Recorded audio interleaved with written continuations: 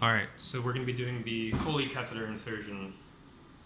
So we have the kit here. This is our perineal area. It's just a water bottle in between the pillow. So you would first check the order like we do with everything. Make sure this is the smallest one possible. If it's not the smallest one possible, I guess you could ask the doctor to put another order. But for this one, we're going to assume the order is for 16 French size catheter with a 10 milliliter solution, because that's what we have for class. We're going to go into the room, introduce ourselves to the patient, explain why this was ordered, what it's going to do. We're going to bring in the catheter into the room, make sure we have everything, probably assistant. My wife's a nurse, she said always have an assistant in there. Sometimes it goes wrong and you need like a witness, and just as sometimes you need help. You want to make sure you have all the proper lighting you need. If it's nighttime, turn on all the lights. It's a sterile procedure, you should definitely have all the lights on. Lift the patient up to working height. I'm 6'3", so I'd lift it up almost as high as the bed could probably go. We're gonna not take everything out. I guess we'll start opening up stuff. We would wash our hands, of course. Just get that ready. We're gonna make sure the curtain's closed. We have everything we need. For this, we're going to put the patient in dorsal recumbent. I forgot the other one the video said, but there's another side laying one. But dorsal recumbent is what I see in the hospital all the time. So we put on some gloves once the patient's in a comfortable position. These are the non-sterile gloves. These are just the regular gloves.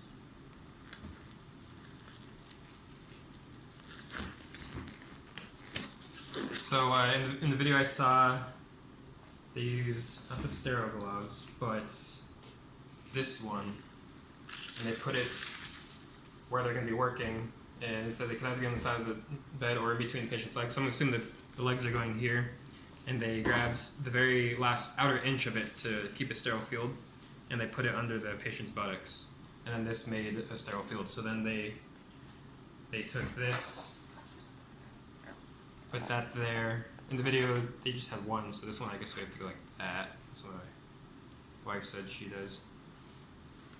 Maybe it would be better to do this. And you want to stay at least 1 inch away from the edge of the field.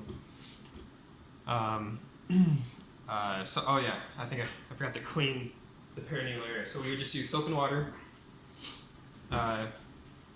Go from the front towards the top towards the buttocks.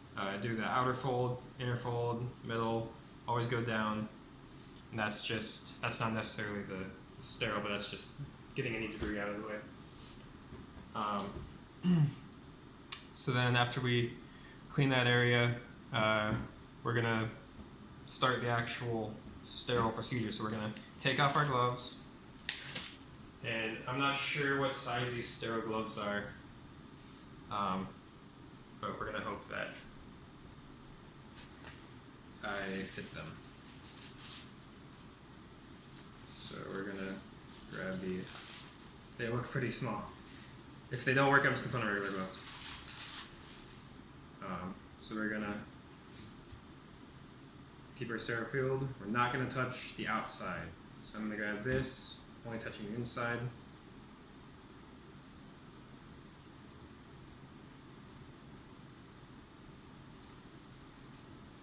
I might be able to fit into these actually.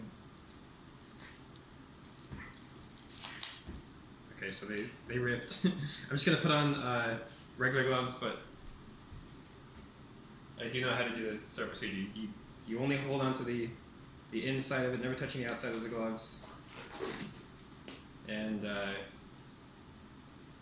never touch the outside of that, anything. Once they're on, they're considered sterile. I think I did get large gloves when we did the sterile glove procedure, but I don't have large gloves right now. So we're just going to assume these are sterile gloves. So then we would take this. We would have the patient draped in the blanket, and then we would just reveal the perineal area just to make them feel comfortable. This is just to make the field even more sterile.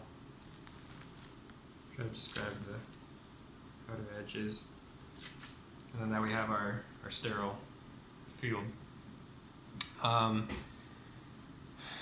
what should be the next step? So we have gloves on.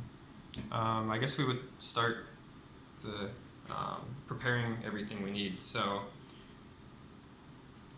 oh cool, we have this. So in the video it was cotton swabs and they poured it over. This seems a lot easier, so I'm going to take this out, make sure I don't touch anything else.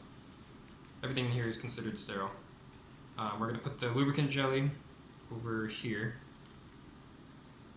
and that's eventually going to be used for the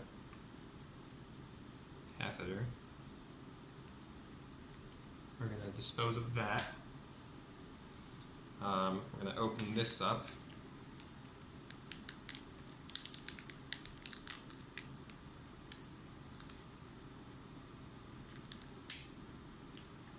I'm just going to leave that right here. And then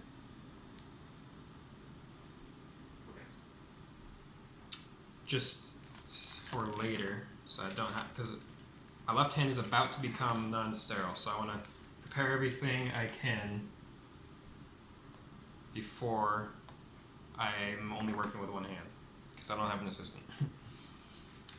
We have this. Take that off. Dispose of anything we're not going to be using. I'm not going to be using this. Oh, we do have the bag in there. Cool. I wonder if we have the saline lock. Okay, so we do have this actually, which makes it a lot easier than the cotton swabs. So this is antiseptic. It's going to sterilize it. I don't want to ruin this pillow, but you would do the same thing as earlier, so I'd start with the outer fold of the labia, inner fold, always going from top to bottom, and then the center. And this comes with 3 of them, so I'd probably use all 3. Make sure it's nice and sterilized. Once we have that, we're going to begin the insertion. So I would hold the labia open with my left hand, revealing the urethra. And now my left hand is not sterile, so now wish me best of luck doing the rest of it. So you're going to take this and we're going to keep it on everything on the sterile field. Put it in the lubricant jelly. Lubricate it all the way up, so about like 3 or 4 inches lubricated up. And then you hold about 3 or 4 inches away. And then we're going to insert it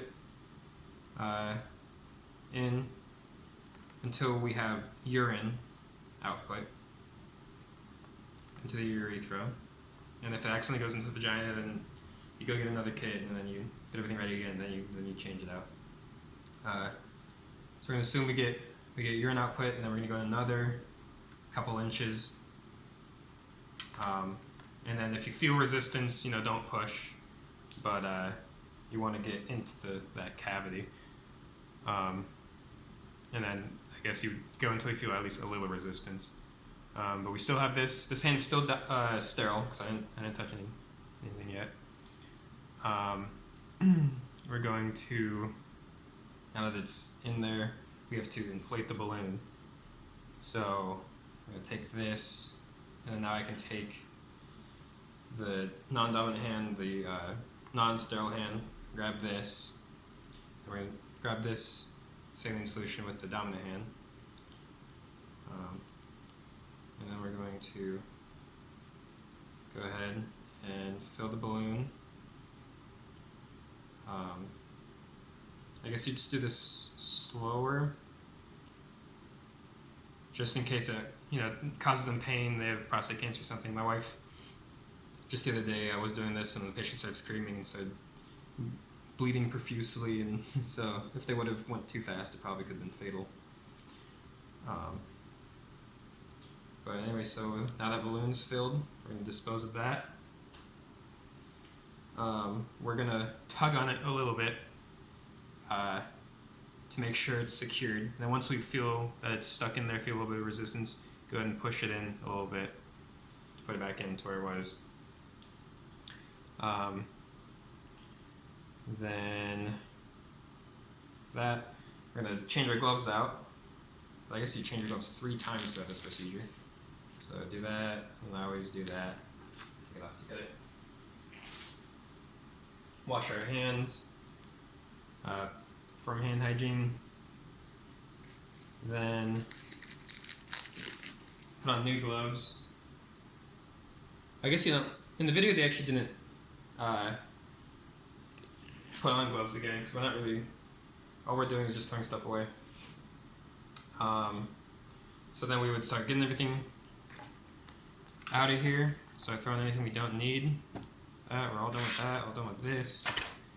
All done with this. Lower the patient bed.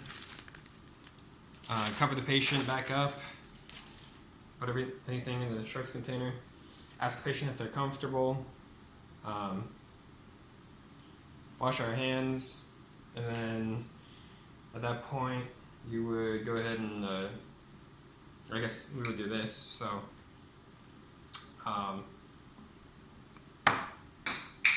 this is very different from the ones we have in my hospital. So this will hook onto the side of the bed. That's kind of cool. There's 2 of them. The rail, not the side rail, but the I guess it's like the bottom metal part where you use your strings to. And then I didn't see a stabilization device. I guess you could use this to hook on the side of the bed, but right around here you would hook in the or like right here, yeah. You would put the stabilization device on their leg, on their inner thigh, clip it in. I didn't see that in our kit. But then you put that on the side of the bed. We'll get rid of this.